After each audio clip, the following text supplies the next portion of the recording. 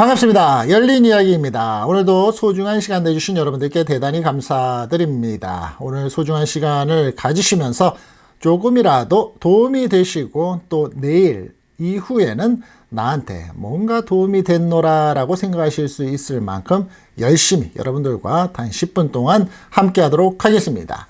제목에서 보신 것처럼 은퇴 나이를 되고 보니 이런 것만 잔뜩 생기더라 라고 보셨을 때 여러분들은 어떤 생각을 먼저 가지시고 이 시간을 가지고 계신가요? 보통 은퇴 나이라고 하면 몇 살을 생각하게 될까요? 내가 오랜 동안 직업을 가지고 있었던 오랜 동안의 이 노하우의 삶의 터전이었던 경우에는 좀 빨리 생각을 하시고, 또 한편으로는 내가 개인 자산이나 또 은퇴 플랜들을 많이 가지고 계시는 분들은 일찍 은퇴도 하시죠. 평균적으로는 50세, 해외에서는 50세부터 일반적으로는 65세를 은퇴의 나이라고 합니다. 그렇죠. 은퇴를 했던 안 했던 간에 우리가 생각할 수 있는 이 평균 60세 정도의 나이가 되면서 여러분들은 오늘 아침에 일어나시면서 하루를 보내시며 어떠한 사람들로부터 평가를 받으시고 계신가요? 전망과 또 노하우와 이런 모습들을 보여주었었던 존경의 대상으로서의 사람으로서 서 있다라고 생각을 하시나요? 아니면 진상, 노땅, 꼰대 뭐 이런 식의 내가 노인의 모습 속에서 나오는 그러한 단어를 연상시키는 사람으로 있다라고 생각을 하시나요? 또 한편으로는 나는 아직도 내 마음은 20대, 30대 청춘이기에 열심히 일할 수 있다. 그래서 오늘도 역시 바쁘게 살았노라 라고 생각하시면서 살고 계시나요? 여하튼 여러분들에게는 각기 나름대로의 여러분들만의 은퇴 이후에 60세가 지나면서 제2의 인생 2막의 생활을 하고 계실 겁니다. 우리가 은퇴 전, 60세 보통 전에는 많은 사람들이 은퇴 후에 직장 스트레스나 자녀 교육 등에서 해방이 되면서 평화롭고 행복한 일상을 보낼 수 있을 거라고 기대하면서 살아왔습니다. 그러나 100세 시대가 축복이 아닌 재앙이 될지도 모른다는 우려처럼 행복한 노후를 만들어간다는 것은 그리 쉬운 것만은 아니죠. 무엇이 걸림돌이 되나요? 경제적인 부분이 있을 수도 있고 가족 구성원과의 관계성이 있을 수도 있고요. 가장 큰 것은 또 건강일 수도 있습니다. 행복한 은퇴 생활을 위해서 미국 내 유명 은퇴 블로거들이 귀뜸하는 은퇴 후에 누구나 겪는 고민들과 이를 현명하게 풀어가는 방법을 소개하고 있는데요. 어쩌면 우리들의 현재 느끼고 있는 몸에 담고 있는 현실적인 일이 될 수도 있을 겁니다. 조금은 느지막이 은퇴를 하면서 좀 나이가 65세 정도의 이후에 은퇴를 하면서 그래도 평생 살아오면서 가족을 위해서 최선을 다하고, 그래서 한 푼, 두 푼 모아둔 돈을 자식 교육비와 내 자식의 또 결혼식에 쓰고 나서 아낀 나머지 돈을 나와 혹은 내 남은 검은머리 팥뿌리 약속한 사람과 같이 써보려고 계획을 합니다. 그런데 이러한 부분들을 아무리 안 가지려고 해도 갖게 됩니다. 무엇일까요? 첫 번째는 무료함입니다. 은퇴 초기에는 평생 꿈꿔왔던 해외여행을 떠나기도 하고 아무것도 하지 않을 자유를 느끼면서 빈둥거려 보기도 하는 등 생애 처음 맞는 나만의 자유시간을 만끽하게 됩니다. 그런데 어떤가요?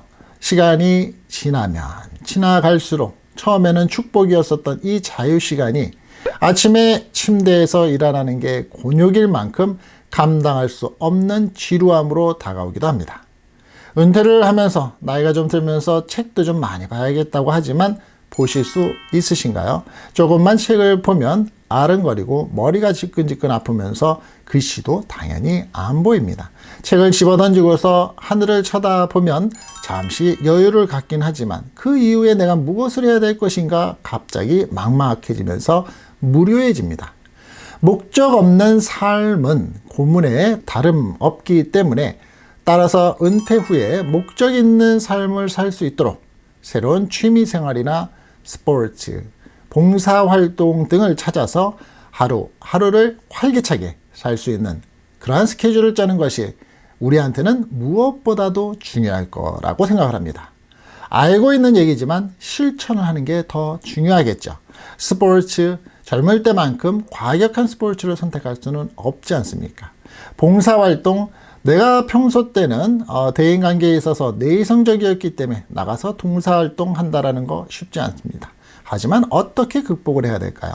내가 가지고 있는 마인드, 내가 가지고 살아왔었던 고정관념을 조금씩은 깨어나가야지만 가능한 겁니다. 그런데 여지까지 그렇게 살아왔는데 그게 가능하냐? 또 무슨 필요가 있겠느냐?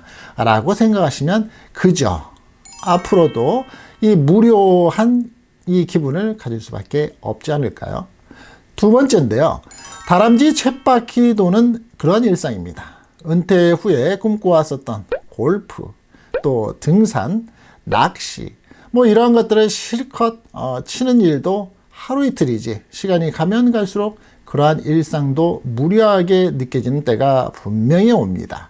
그럴 땐 일상을 바꿔보도록 해야 하지 않을까 싶습니다.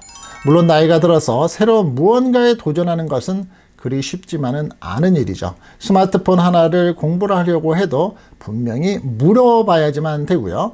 내가 인터넷을 쓰는 것은 남들보단 아무래도 뒤지는 부분은 있기 때문입니다. 그러나 이런 일은 못해. 저건 나하고 맞지 않아. 닫힌 시각으로 대하다 보면 새로운 친구나 새로운 취미 활동을 할 수 있는 기회를 놓치게 됩니다. 하루하루가 그저 빨랐었던 3, 4, 50대. 하지만 6, 70대는 그만큼 빨리 가지는 않죠. 어떻게 보면 24시간이 좀 지루합니다. 잠을 자고 싶어도 아침이면 새벽이면 정말 빨리 깨게 되고 하루가 일찍 시작하면 그만큼 길게 느껴지죠. 따라서 다람쥐 쳇바퀴 도는 일상에 지쳐 있다면 지금이라도 여러분들께서 전혀 생각지 않았던 취미 활동이나 봉사 활동 혹은 배움의 기회를 가져보도록 하는 게 어떠실까 권해봅니다. 배움의 기회라. 그렇다면 그것은 펜과 도화지 혹은 노트를 가지고 꼭 배움의 기회를 갖는 것은 아니겠죠. 나보다 주변에서 좀 더 살아본 연장자를 친구로 둔다든가 또 나와 직업이 전혀 달랐었던 사람들과 만나면서 대화를 통해서 내가 더 배움의 기회를 가져본다든가 또 오늘처럼 이렇게 열린 이야기를 통해서 또 다른 사람들의 얘기에 댓글을 보면서 인생의 배움의 기회를 가져본다든가 여러 형태가 있을 수 있겠죠. 어쩌면 의외의 곳에서 의외의 행복이 여러분들을 찾아올지도 모르지 않겠습니까? 그 다음에는 은퇴 전과 같은 일상입니다. 은퇴 후에 일상은 은퇴 전과 크게 다르지 않죠. 무엇이 다르지 않느냐고요? 식사 준비를 하고 내가 건강검진을 위해서 병원을 찾거나 각종 검사 이런 것들을 위해서 병원을 찾아다니고 때로는 자동차에 엔진오일을 갈고 타이어를 갈고 그런 수리를 하다 보면 하루가 눈 깜짝할 새 흘러가니 말입니다. 그렇게 어제가 오늘 같고 내일 역시 오늘 같을 게 확실한 그러한 시간을 보내고 있다 보면 은퇴 전에 꿈꿨던 노후가 아니라는 생각이 들면서 갑자기 우울하면서 공허함이 엄습을 합니다. 그럴 때는 주변을 보다 더 단순화시킬 필요가 있지 않을까 저는 권해봅니다. 미니멀라이즈라고 하죠. 또 미니멀 라이프라는 말도 있습니다. 단순하게 내 주변에 있는 불필요한 물건 최소 3년 길게는 10년 이상 안 쓴 거라면 아낌없이 버리고 내 주변에서 꼭 필요한 부분들만 사용하고 놓아두는 것 그리고 주변 관계에 있어서 불필요했었던 그런 과정이나 상황들도 좀 단순화시킬 수 있는 그러한 부분의 내 생활 패턴 미니멀리스트까지는 아니더라도 집을 줄여서 이사를 한번 해보는 것 소유를 줄이면서 경제적으로 도움이 될 뿐만이 아니라 신경 쓸 일도 줄기 때문일 겁니다. 이렇게 절약한 시간과 돈은 여러분의 행복을 위해서 쓸 수 있어서 보다 더 활기찬 일상을 보낼 수 있는데 밑거름이 분명히 될 수 있습니다. 우리가 인생을 살면서 가장 힘들다는 것이 무엇인가요? 저는 개인적으로 살면서 사람 관계, 인간 관계가 가장 힘든 것 같습니다. 은퇴 후에 가족들을 비롯해서 주변 지인들로부터 아주 작고 크고 여러 가지 부탁이 늘어나게 되죠. 결혼한 자녀들의 베이비시터, 즉 아이를 돌봐달라는 그러한 부탁서부터 일반적으로 할러데이, 각종 경조사 가족 모임, 주선은 동창회 임원을 맡아달라는 등 여러 가지의 명목으로 각종 부탁이 생기면서 그로 인한 스트레스가 쌓일 수도 있습니다. 따라서 이런 주변의 요청으로 인한 스트레스를 줄이기 위해서는 여러분들만의 스스로의 적절한 적정선을 정하는 것이 중요합니다. 때로는 내가 알고 있고 내가 노하우를 가지고 있어도 특별히 내가 스트레스를 받을 일이라 그러면 내세우지 않고, 또 내가 가지고 있는 인간관계에서 딱 부러진 일목요연하게 이유를 정확히 밝혀서 거절할 줄도 아는 그러한 일들이 필요하지 않을까 고려봅니다. 여러분이 은퇴를 한 이유가 주변 사람들을 돌보기 위해서 분명히 은퇴를 한 것은 아니기 때문입니다. 최선을 다하면서 살아왔고 돌진을 하는 그러한 인생을 살아왔기 때문에 이제는 다소 여유와 여러분들만의 적절한 노동의 대가의 시간이 필요한 것이기 때문입니다. 그 다음에는 체중이 증가한다는 게 있습니다. 내가 정말 열심히 일을 해도 나오는 배 어쩔 수 없죠. 고지방, 혈압, 당뇨 쌓이는 것만 쌓이게 되고 정말 늘어나는 뱃살, 그리고 엉덩이살, 얼굴의 볼살 늘어만 갑니다.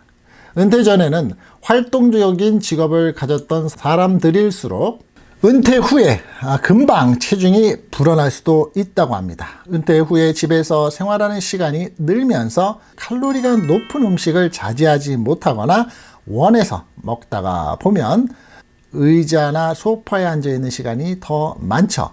바깥에 나가서 지하철을 타기 위해서 출근을 하기 위해서 뛰어가는 모습, 저녁이면은 출퇴근을 하면서 이리저리 분주하게 움직였었던 그러한 활동적인 시간이 없기 때문에 음식을 먹고 나면 조용히 소파에 앉아서 내 나름대로의 여유를 즐기거나 제일 많이 하시는 게 뭐죠?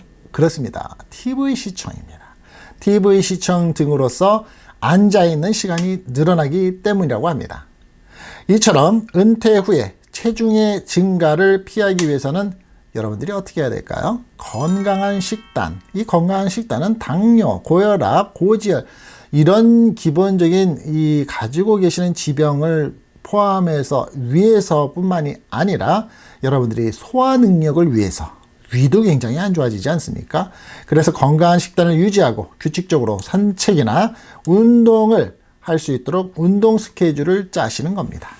어떠십니까? 제가 한 4-5가지 말씀을 드렸는데 지금 현재 이런 것을 다 가지고 계시는 분들도 계실 거고요. 앞으로 분명히 이 과정을 가지실 분들도 계십니다. 우리가 인생을 살면서 그냥 무작정 계획 없이 닥치는 대로 살아오는 시간도 있었습니다. 하지만 60세, 65세가 되면서 그래도 30, 40, 50대보다는 여름을 가지고 있을 때 앞으로 제2의 인생 이막이라고 하는 100세 시대를 준비하기 위해서는 20, 30년은 더 사셔야 되는데 어떻게 하시겠습니까? 알고 계시는 것을 실천하시겠습니까? 아니면 그냥 뒷전으로 놓아두시겠습니까? 나이 들어가면서 내 주변에 생기는 것은 이런 것만 잔뜩 생기더라 라는 범주 안에서 남들과 똑같이 사시겠습니까? 한번 생각해 보시는 우리 시청자, 우리 열린 이야기의 구독자 분들이 되셔서 남들과 다른 그런 삶의 모습을 가지시기를 적극적으로 권해봅니다. 오늘 영상도 끝까지 함께 해주신 여러분들께 대단히 감사드리고요. 늘 건강하시고 화이팅 하시기 바라겠습니다. 다음 시간에는 더 좋은 영상으로서 찾아뵙겠습니다. 다음 시간에 꼭 놓치지 마세요. 알람 설정 있습니다. 종모양입니다. 감사합니다.